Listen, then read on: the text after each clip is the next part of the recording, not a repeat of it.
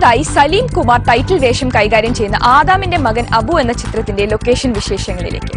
Allen മീഡിയയുടെ ബാനറിൽ സലീം അഹമ്മദാണ് ഈ ചിത്രത്തിന്റെ രചനയും സംവിധാനവും നിർവഹിച്ചിരിക്കുന്നത്.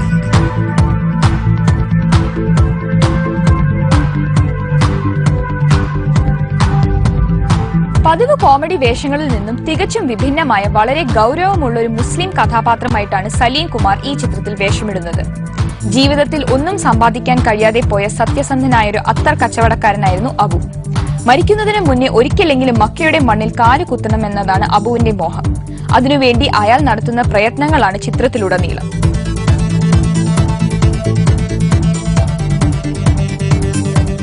ഈ ആദമിന്റെ മകൻ അബു എന്ന ഈ ചിത്രത്തെ കുറിച്ച് ഒറ്റ വാചകത്തിൽ പറയുകയാണെങ്കിൽ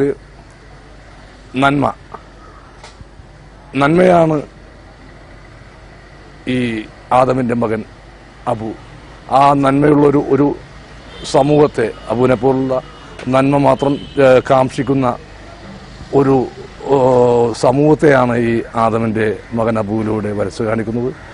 തീർച്ചയായിട്ടും ഒരു വ്യത്യസ്തയുള്ള ഒരു ചിത്രമായിരിക്കും എന്നാണ് എൻ്റെ ഉറച്ച പ്രതീക്ഷ.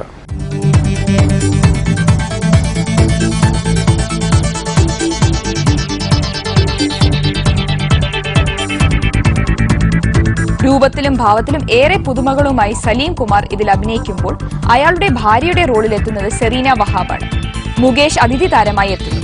നെടുമുടി വേണു, സുരാജ് വെഞ്ഞാറമ്മൂട്, ജഗദീഷ് ശ്രീകുമാർ, മാസി ആന്റണി എന്നിവരും ചിത്രത്തിലുണ്ട്.